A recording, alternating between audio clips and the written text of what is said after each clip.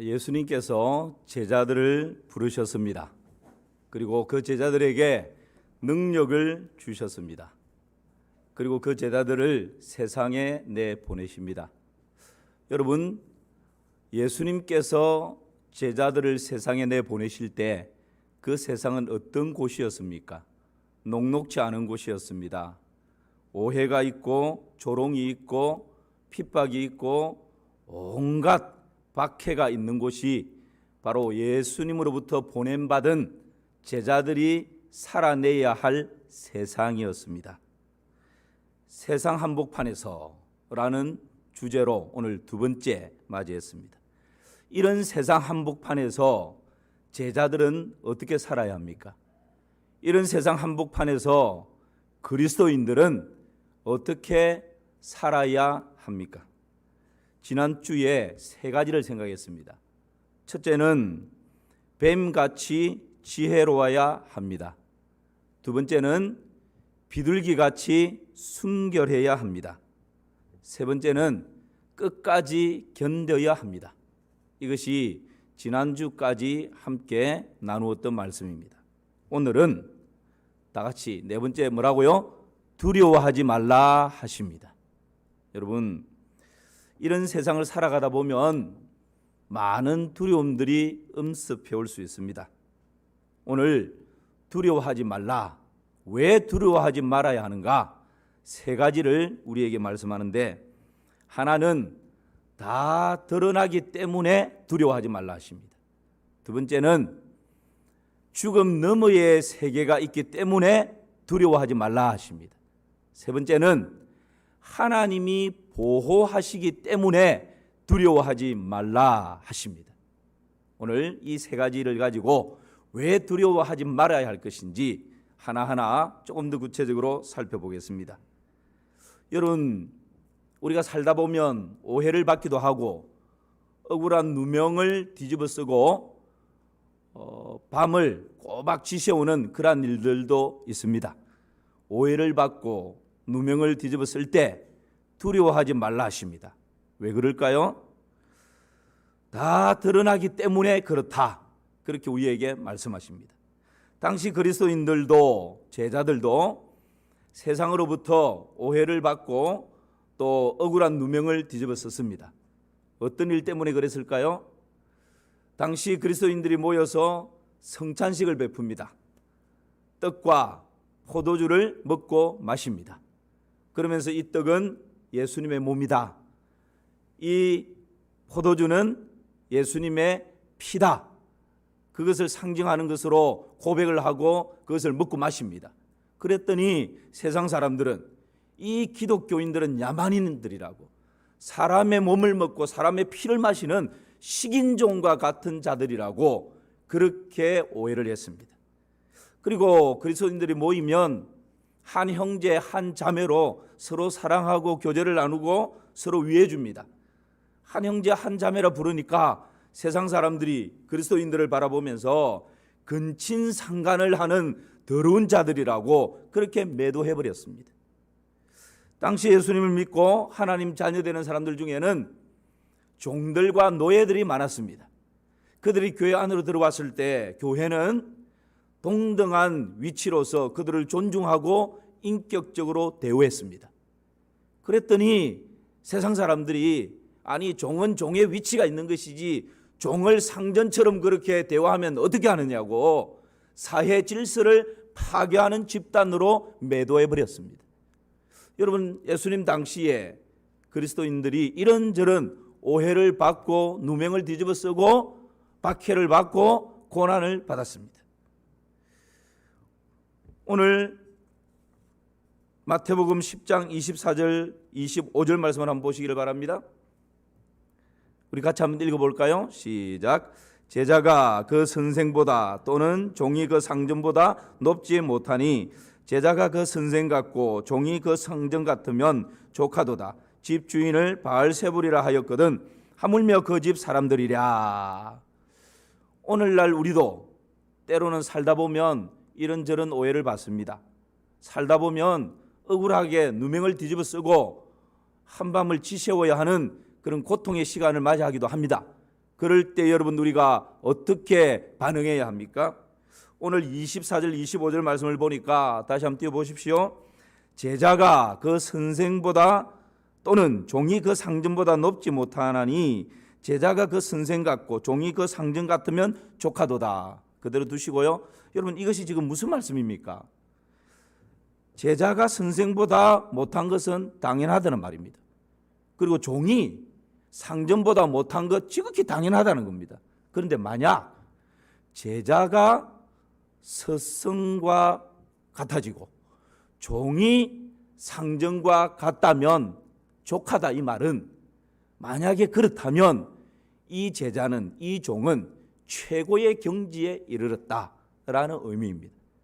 예수님 당시에 스승과 제자, 상전과 종 사이에는 절대 복종과 절대 존경이 원리처럼 자리 잡고 있었습니다. 제자에게 있어서 최고의 영광은 스승을 닮는 것입니다. 종에 있어서 최고의 자랑은 주인이 가는 그 길, 주인의 삶을 그대로 본받는 것입니다. 여러분 이것이 비유입니다. 만약에 예수님을 스승으로 모신 제자라면 그 제자의 최고의 영광은 예수님을 닮아가는 것입니다. 예수님을 주인으로 모신 종이라면 그 종의 최고의 자랑은 주인 대신 예수님이 걸어가신 길을 나도 그대로 걸어가는 것, 이것이 최고의 자랑이라는 것입니다.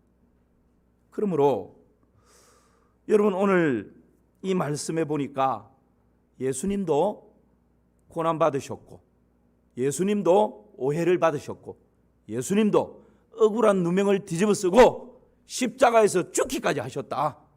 그 예수님을 스승으로 모신 제자라면, 그 예수님을 인생의 주인으로 모시고 살아가는 종이라면 주님께서 오해 받으신 것처럼 억울한 누명을 쓰신 것처럼 내가 만약 복음 때문에 주님 때문에 오해를 받고 누명을 쓴다면 오히려 그것은 영광이다.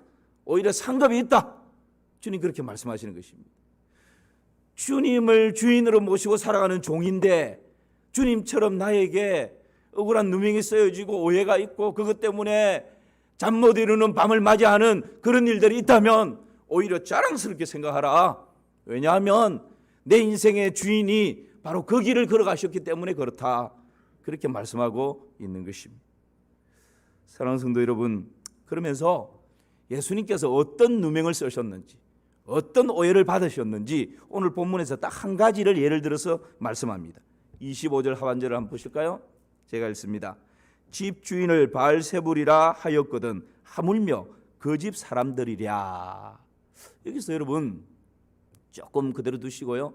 여기서 집주인이 누굽니까? 집주인을 바알세불이라 하였다. 집주인은 예수님을 비유합니다. 그 예수님을 세상 사람들이 뭐라 했다고요? 여러분 보십시오.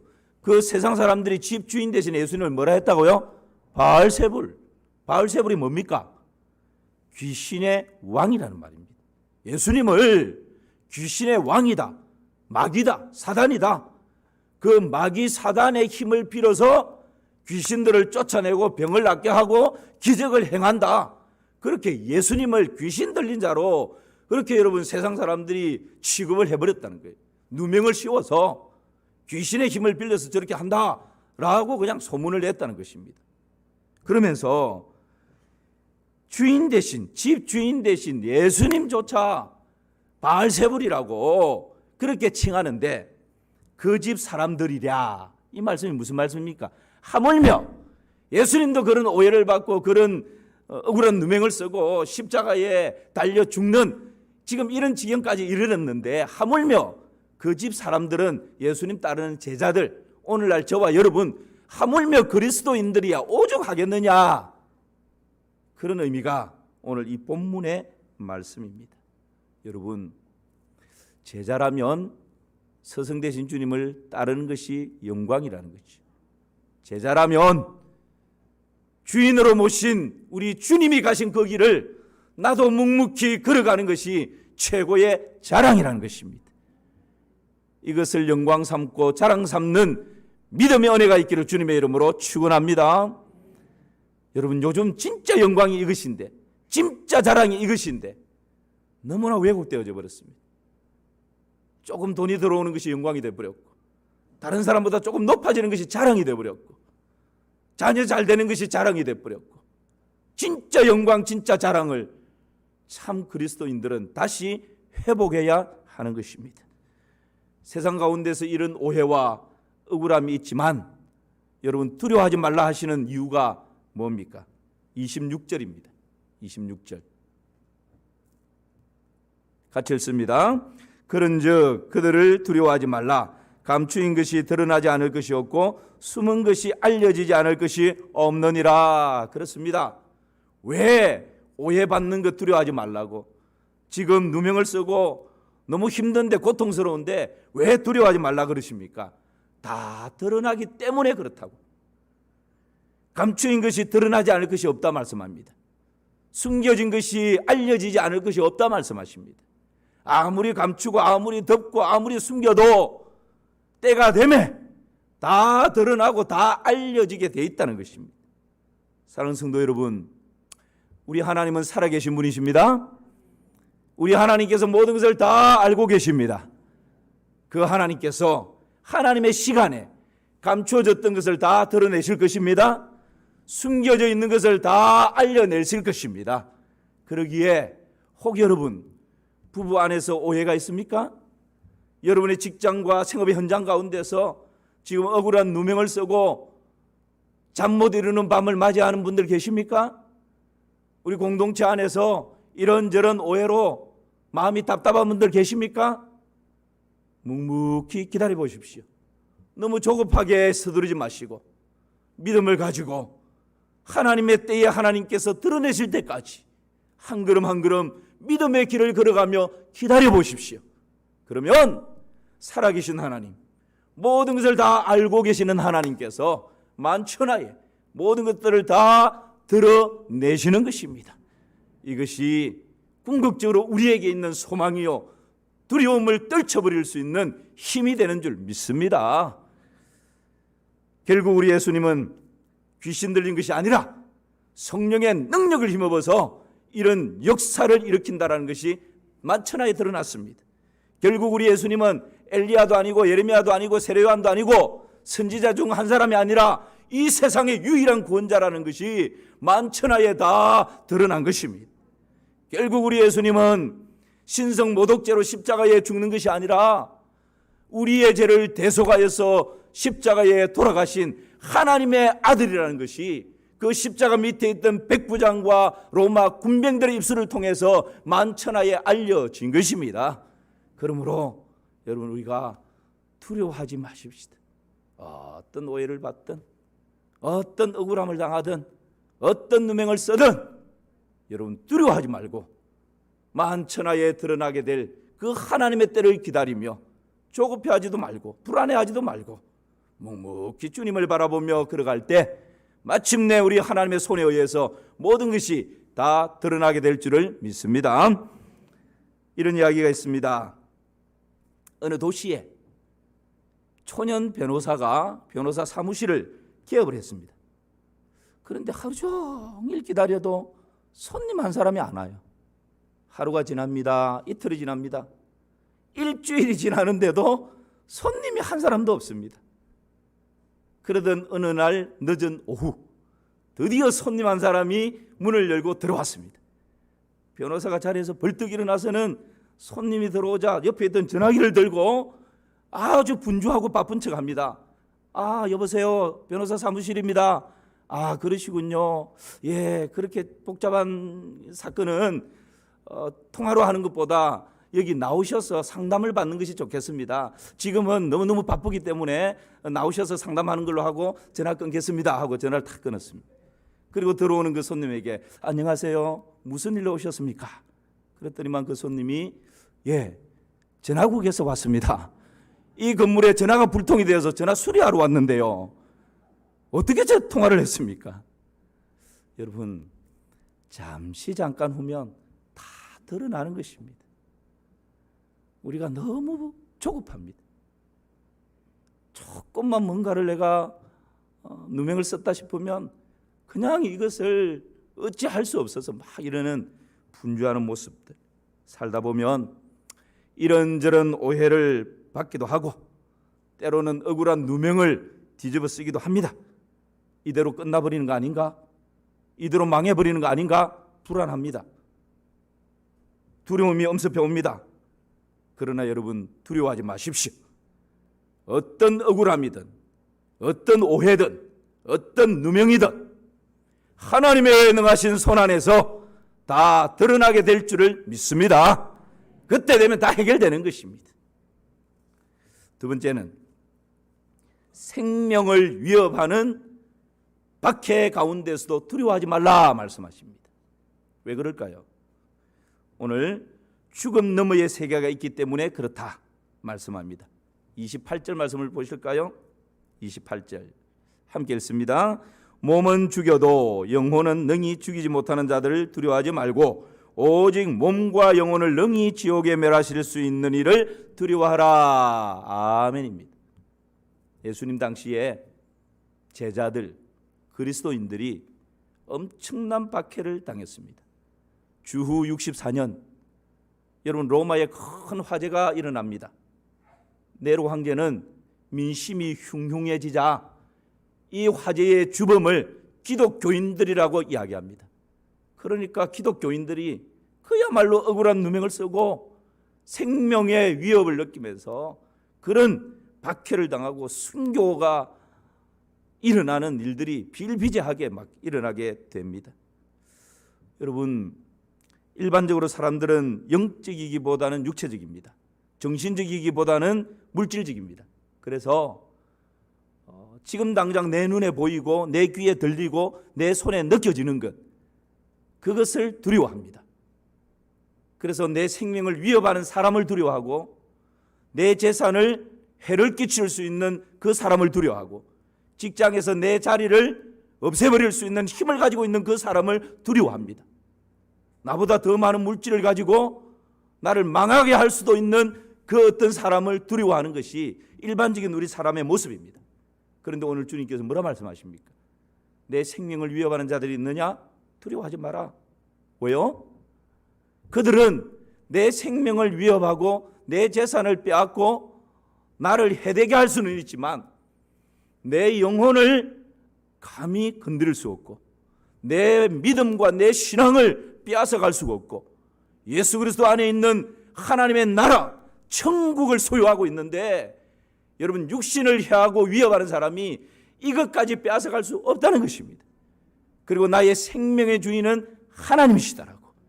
그 하나님께서 나의 생명의 주인이실 뿐만 아니라 내 생명을 박해하고 해하는 그 사람의 생명도 하나님의 손에 있기 때문에 그 사람을 두려워하는 것이 아니라 오히려 우리의 영적인 영혼의 생명을 주관하시는 하나님을 두려워하라 말씀하시는 것입니다.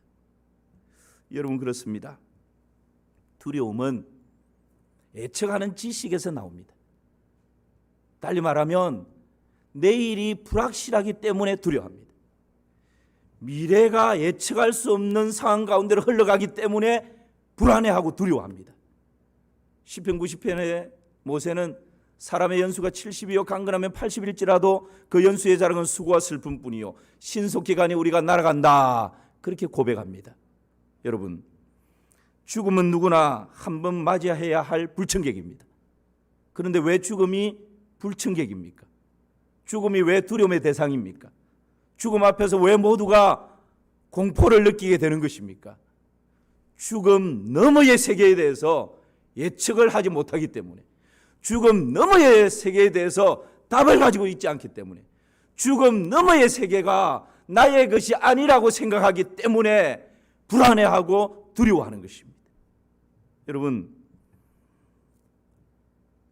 그리스도 예수 안에 있는 우리는 우리의 미래가 확실한 줄을 믿습니다. 여러분의 미래가 확실합니다. 왜 그렇습니까? 예수님께서 우리의 죄를 대속하여 십자가에 피 흘려 죽으셨습니다. 사망 권세를 이기고 3일 만에 부활하셨습니다. 그러므로 예수 그리스도를 구주와 주로 믿는 자는 죄의 문제를 해결받았습니다. 예수 그리스도를 구주와 주로 믿는 자는 사망의 문제, 죽음의 문제가 해결되어졌습니다.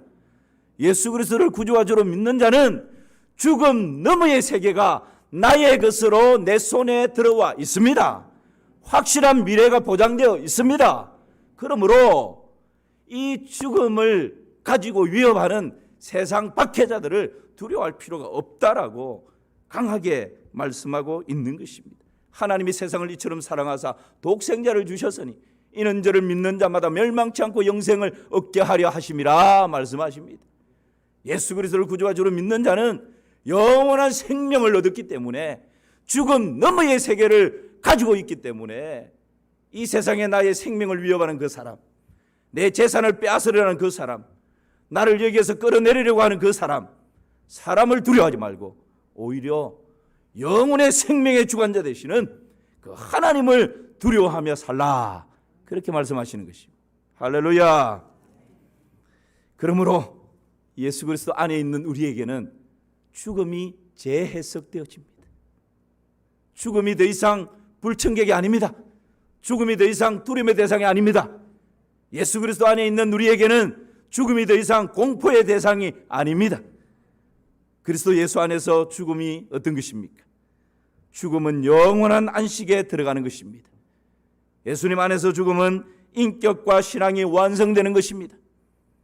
예수 그리스도 안에서 죽음은 그리운 분들을 만나는 것입니다. 예수 그리스도 안에서 죽음은 끝이 아니라 영생 복락의 시작입니다. 그러므로 주 안에서 죽는 자는 복되다 말씀하십니다. 왜 죽음이 불청객이 아닙니까? 여러분, 왜 죽음이 두려움의 대상이 아닙니까? 이미 우리는 예수 그리스도 안에서 죽음 너머의 세계를 분명히 붙들고 있기 때문에 그렇습니다. 그러므로 그 죽음은 영광이 되는 것입니다. 이 세상에 내 생명을 위협하는 코로나 바이러스 때문에 두려워하지 마시고, 세상 살아가면서 이런저런 질병 때문에 두려워하지 마시고, 암 때문에 내 생명을 위협하는 것 때문에 두려워하지 마시고, 왜냐하면 우리는 이미 죽음을 초월한 죽음 너머의 세계를 가지고 있는 하나님의 사람들이기 때문에 여러분, 그런 위협 앞에서 두려워할 필요가 없는 것입니다. 당당한 것입니다. 이 죽음 너머의 세계로 죽음 이후에 들어가기 때문에 영생 복락을 누리는 존재들이기 때문에 두려워하지 말라 말씀하십니다. 그러므로 우리는 사방으로 우겨쌈을 당하여도 쌓이지 않습니다. 답답한 일을 당하여도 낙심하지 않습니다. 박해를 받아도 버림받지 않습니다. 때로는 거꾸로뜨림을 당한다 할지라도 망하지 않습니다. 왜 그렇습니까? 질그릇 같은 우리 속에 보배로우신 예수 그리스도께서 계시기 때문입니다.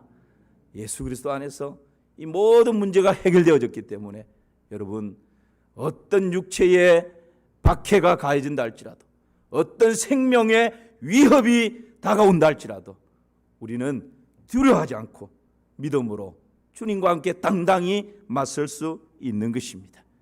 그런 믿음의 은혜가 여러분 가운데 충만하기를 주님의 이름으로 축원합니다.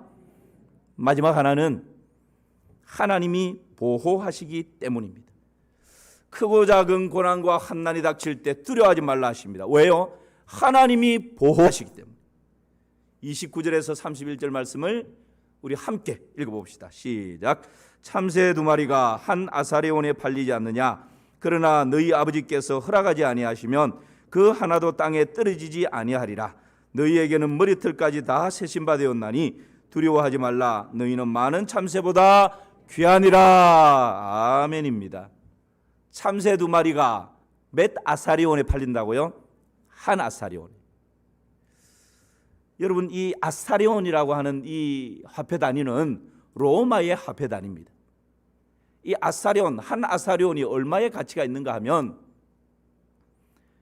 그때 당시 노동자, 일반 노동자가 하루 일하고 받는 임금이 1데나리온인데 한 아사리온은 이 1데나리온의 16분의 1 정도의 가치가 있습니다. 그러니까 참새 한 아사리온 가지고 참새 몇 마리를 산다고요?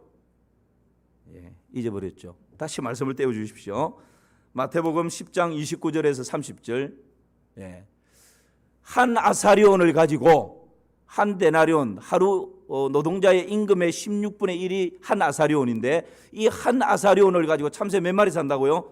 2마리. 그러면 참새 한 마리는 몇 아사리온이라고요? 반 아사리온이죠. 그러니까 참새 한 마리는 지금 뭘 말하는 것입니까? 아사리온이라고 하는 것은 로마의 화폐 중에서 아주 적은 화폐 단위입니다.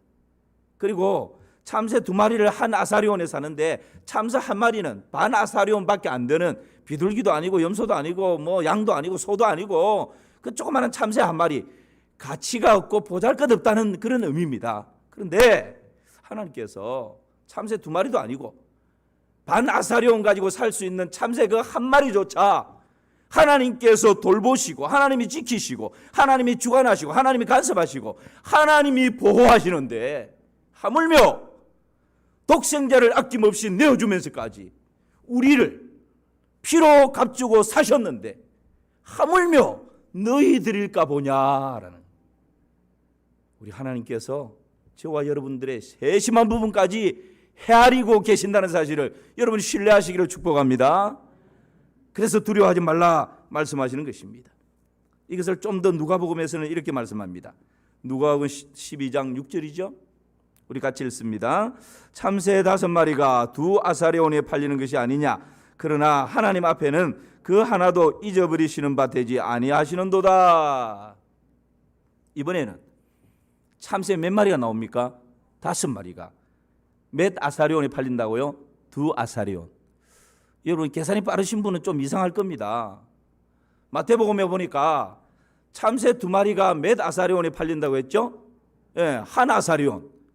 그러면 자막에 그 띄워 주시죠. 참새 2마리가 한 아사리온에 팔리면 그러면 참새 2마리는 몇 아사리온에 팔릴까요? 참새 4마리는 몇 아사리온에 팔릴까요?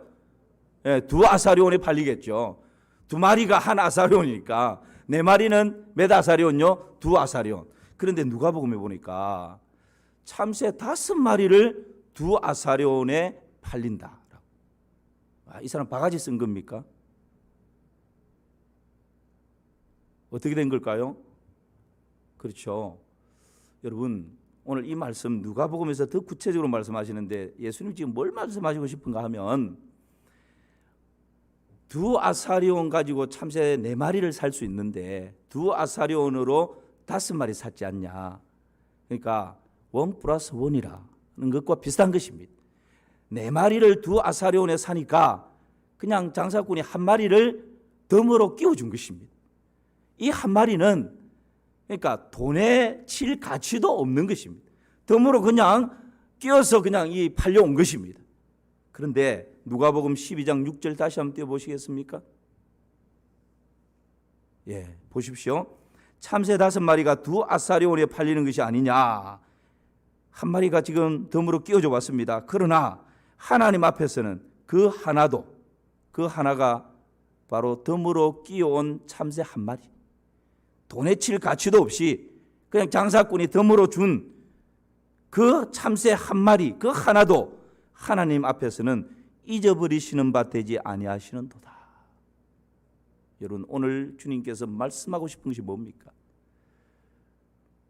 참새 1마리 덤으로 공짜로 끼어서 온 그 참새 1마리조차 우리 주님께서 잊어버리지 않고 그 1마리를 보살피고 그 1마리를 간섭하고 그 1마리를 돌보고 그 1마리를 지켜주고 그 1마리를 보호한다면 하나님의 형상을 따라 지음받은 하나님의 백성된 하나님 자녀된 너희일까 보냐. 너희들은 하나님께서 얼마나 더 돌보시고 얼마나 더 자세하게 세밀하게 지키시고 보호하시겠느냐. 두려워하지 말라. 그렇게 말씀하시는 것입니다. 오늘 본문에 보면 좀 더 구체적으로 하나를 더 말씀하십니다. 너희에게는 머리털까지 다 어떻게 됐다고요? 세신 바 되었도다. 여러분 이 말씀은 그냥 단순한 말씀이 아니고요. 당시 지금은 머리카락이 참 소중합니다. 모르긴 해도 저처럼 좀 머리가 헐빈하신 분들은 이 하나 머리칼 한 호를 심는데 꽤 비싸다고 들었습니다. 그 정도로 머리카락이 헐빈하신 분들은 이 감을 때마다 이게 신경도 많이 쓰입니다. 그런데 예수님 당시에 우리 머리끝부터 발끝까지 신체 중에서 가장 가치 없는 것이 바로 머리카락이었습니다. 그러니까 우리 신체 구조 중에서 가장 보잘것없는 신체 부분이 바로 머리카락이었다라는 말씀입니다. 왜 그럴까요? 머리카락은 보통 8만 개에서 12만 개 정도가 사람 가지고 있답니다. 그리고 하루에 보통 50개에서 80개가 빠진답니다. 그리고 또 뭐 필요하면 나고 그렇게 한답니다. 그런데 여러분도 한번 가만히 생각해 보십시오. 나의 이 머리카락이 언제 납니까? 모릅니다. 몇 개나 납니까? 몰라요. 나의 이 머리카락이 언제 빠집니까? 잘 모릅니다. 이 머리카락이 몇 개나 빠집니까? 하루에? 잘 몰라요. 내가 가지고 있는 내 몸에 붙어 있는 머리카락이지만 내가 언제 빠지는지 언제 나는지 모른다는 겁니다. 빠지면 빠진 대로 그냥 버립니다. 그 정도로 우리 몸에서 가치 없게 취급받는 것이 이 머리카락이라는 거예요. 그런데 여러분, 우리 예수님이 뭐라 말씀하십니까? 그렇게 가치 없이 취급받는, 빠지면 빠지는 대로 나면 나는 대로 신경도 안 쓰는데 가치 없이 취급받는 너희들의 그 머리카락조차 우리 주님께서는 하나하나 다 세신바 되었다. 우리 주님께서 너희를 돌보시는데, 너희들을 지키고 보호하시는데 그냥 심장이 중요하니까 심장만 지키는 것이 아니고, 내가 중요하니까 머리만 지키는 것이 아니라 아무런 가치 없이 보이는 내 몸에 있는 머리칼조차 너도 가치 없게 그냥 버리는 그런 머리칼조차도 우리 주님께서는 하나하나 다 세신받고, 언제 빠지는지 언제 나는지 몇 개가 빠지는지 다 돌보시고 지키시고 보호하시고 적절한 때에 하나님의 은혜로 함께 인도하신다.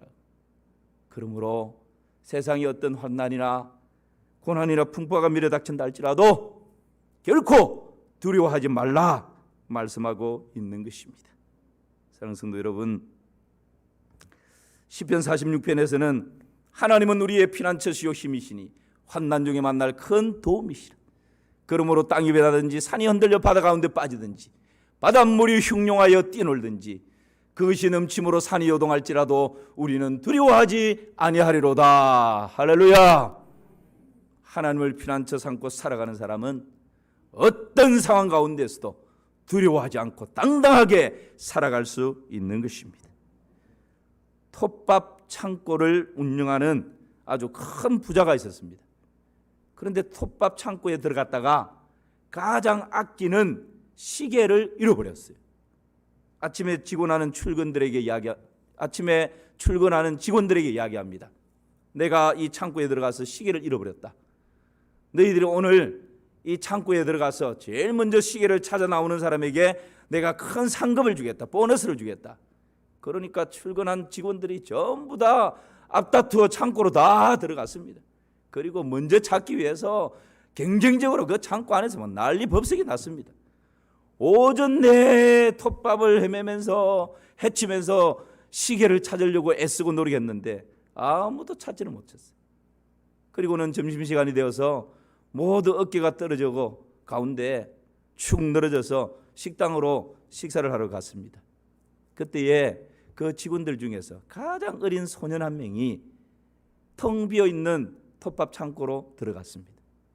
그리고 10분이 채 지나지 않았는데 그 소년이 시계를 들고 나온 거예요. 사장이 깜짝 놀랐습니다. 아니, 전 직원을 동원해서 오전 내도록 찾았는데 찾지 못했는데 이 어린 소년이 도대체 어떻게 이 시계를 찾았느냐고. 그 소년이 주인 사장님에게 이야기합니다. 사장님, 저는 이 창고에 들어가서 아무것도 하지 않았습니다. 조용한 창고에 그냥 조용히 앉아 있었습니다. 그리고 귀를 쫑긋 기울이니까 어디선가에서 째깍 시계 소리가 들렸습니다. 그래서 찾은 것이죠. 여러분, 환난과 풍파가 많은 정신없이 분주하게 돌아가는 이 세상 가운데 크고 작은 두려움이 밀려옵니다. 그럴 때에 우리는 어떻게 이 두려움을 이겨낼 수 있습니까? 모든 분주함을 좀 내려놓고 하나님의 음성에 조용히 귀 기울일 때 흩어져 있는 우리 모든 시선을 사랑하는 주님께 한 시선으로 다 고정시킬 때, 그때에 우리 내면에 하나님의 음성, 주님의 음성이 들려오는 것입니다. 내가 산을 향하여 눈을 들리라. 나의 도움이 어디서 올꼬? 나의 도움이 천지를 지으신 여호와에게서로다. 여호와께서 너를 실족하지 않게 하시며 너를 지키시는 자는 졸지 아니하시리로다. 여호와는 너를 지키시는 이시라. 여호와께서 내 우편에서 내 그늘이 되시나니 낮에 해가 너를 상치 아니하며 밤의 달도 너를 해치지 아니하리로다. 여호와께서 너를 지켜 모든 환난을 면하게 하시며 또 내 영혼을 지키시리로다. 여호와께서 너의 출입을 지금부터 영원까지 지키시리로다. 우리를 지키시는 하나님의 그 음성을 듣게 되는 것입니다. 여러분, 오늘 말씀 마무리하겠습니다. 두려움 가운데 있는 이 세상 가운데 우리가 어떻게 살아야 합니까? 첫 번째는 두려움을 이기기 위해서 여러분, 첫 번째는 다 드러난다는 사실을 기억해야 합니다. 두려워하지 말아야 할 이유 다 드러나기 때문입니다. 두 번째는 죽음 너머의 세계가 있기 때문입니다. 세 번째는 하나님이 친히 보호하시기 때문입니다. 오늘 주어진 이 말씀을 여러분 가슴에 담고 추석 명절이 포함되어져 있는 이 한 주간도 은혜 가운데 평강의 삶을 누리시기를 주님의 이름으로 축원합니다.